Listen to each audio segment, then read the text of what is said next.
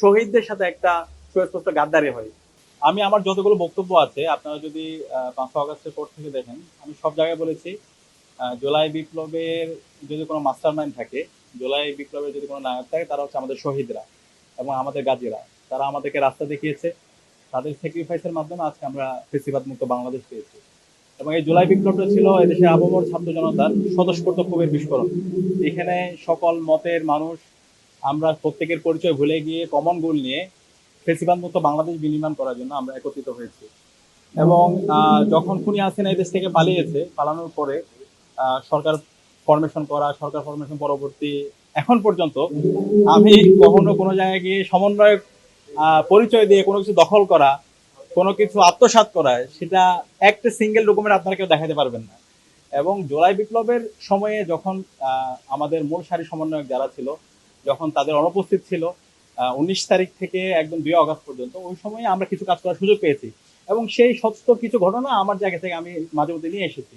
তো আপনারা জানেন যখন ইন্টারনেট ব্ল্যাক আউট হয়, কারফিউ জারি হয়, ওই দিন সবকিছু ডিসকানেক্টেড। তখন ৯ দফা ফরমেশন করা, এরপর হচ্ছে আমাদের সেকেন্ড লেয়ারের সমন্বয়ক যারা আছে তাদের সাথে যোগাযোগ করা, তাদেরকে সেফ হোমে রাখার ব্যবস্থা করা, পাশাপাশি সকল মিডিয়া হাউসে ৯ দফা পৌঁছে দেওয়া। এবং এই ১৯ তারিখ পর থেকে একদম ১লা আগস্ট পর্যন্ত প্রতিদিনের কর্মসূচি প্রণয়ন করা এবং সকল অংশীজনদের সাথে আলাপ করা, এই সমস্ত অসংখ্য অংশীজনদের সাথে আমরা আলাপ করেছি। দেশি বিদেশি অংশীজন, বিভিন্ন ছাত্র সংগঠন, মানবাধিকার কর্মী, সবার সাথে আমরা যোগাযোগ করছি এবং সবাই আমাদেরকে সহযোগিতা করেছে। তো এখন এই ঘটনাগুলো যদি আমরা জাতির সামনে না আনি, তাহলে এর মাধ্যমে একটা হিস্ট্রিক্যাল করাপশন হবে। এবং এর বাইরে হাজারো ঘটনা আছে, এর মধ্যে আমরা কয়েকটা ঘটনা আমরা জানি।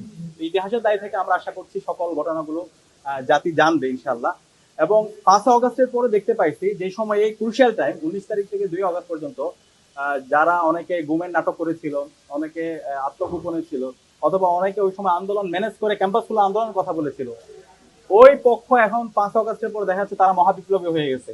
এবং ৫ আগস্টের পর থেকে আপনি দেখতে পাবেন, আমার যদি ফেসবুকেও যান অথবা আমার অ্যাক্টিভিটি, ওই সময় যারা ভিকটিম পরিবার আছে তাদের সাথে কথা বলেন, ৫ আগস্টের পর থেকে পুরো আগস্ট মাস, সেপ্টেম্বর মাস, অক্টোবর মাস জুড়ে আমরা তখন আমাদের যারা আহত পরিবার আছে এবং শহীদ পরিবার আছে প্রত্যেকের সাথে আমরা দেখা করেছি এবং তাদের ট্রিটমেন্টের জন্য ব্যবস্থা করে। তখন দেখা যাচ্ছিল তাদের ট্রিটমেন্টের ব্যবস্থা হচ্ছিল না, তাদের ট্রিটমেন্টের ব্যবস্থা করা, তাদের ফ্যামিলির পুনর্বাসনের ব্যবস্থা করা, এই কাজগুলো তখন আমরা করেছি।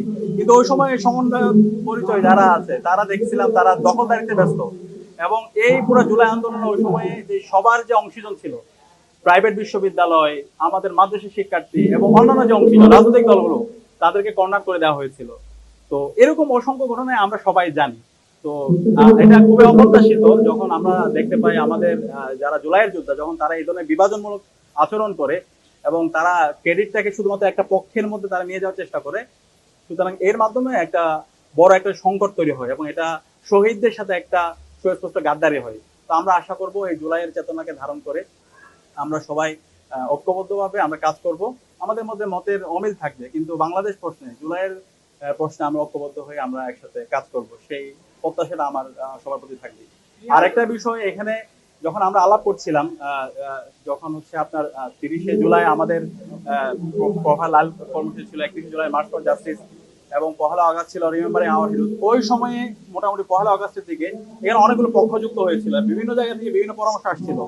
এবং ২ আগস্ট যেটা বলা হচ্ছে, ওই সময়ে সকল অংশীজনদের সাথে আলাপ করেছি। এখানে যেমন সাইর বায়ু ছিল, এখানে হচ্ছে আরো অনেকগুলো অংশীজনদের সাথে আমাদের ওই সময় প্রায় ৩০ থেকে ৩৫টি স্টেক হোল্ডারের সাথে আমার কমিউনিকেশন হচ্ছিল। তখন আমি নিজেও বলেছিলাম, আমি মাহমুদ আলমরে বলেছিলাম ২ আগস্ট আমার সাথে কথা হচ্ছিল সরকারের ফরমেশন কি হবে যখন হাসিনা পালাবে। তখন আমরা নিজেও বলেছিলাম আমাদের এক দফার ঘোষণা এটা মাঠ থেকে আসবে, আমরা কোনো সেনাবাহিনীর দপ্তর অথবা কোনো জায়গা থেকে আমরা এক দফার ঘোষণা দিব না, এক দফার ঘোষণা এটা মাঠ থেকে হবে। এবং ওইখানে কি কি কর্মসূচি থাকবে এটা নিয়ে তখন বাকি যারা অংশীজন ছিল সবার সাথে আমাদের আলাপ হয়েছিল। সবার সাথে আলাপ করে সিদ্ধান্ত অনুযায়ী ১ তারিখ শহীদ মিনার, ৩ আগস্ট শহীদ মিনার থেকেই এক দফার ঘোষণা দেওয়া হয় এবং অসহযোগ আন্দোলনের ঘোষণা দেওয়া হয়, সবকিছু কোলাবোরেশনের মাধ্যমে।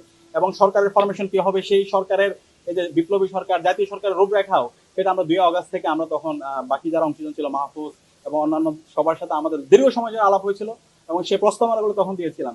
তো এখন এইভাবে যে ব্লেমিং করা, যে আমরা তো কখনো বলি না যে হচ্ছে এই কথাগুলা, যেটা এখন আমাদের মূল সারির যোদ্ধারা যখন এই সমস্ত ভিত্তিহীন কথা বলে তখন এটা আমাদের খুব কষ্ট দেয়। আমরা আশা করবো তারা যেহেতু একটা দায়িত্বশীল পর্যায়ে আছে তারা দায়িত্বশীল আচরণ করবে।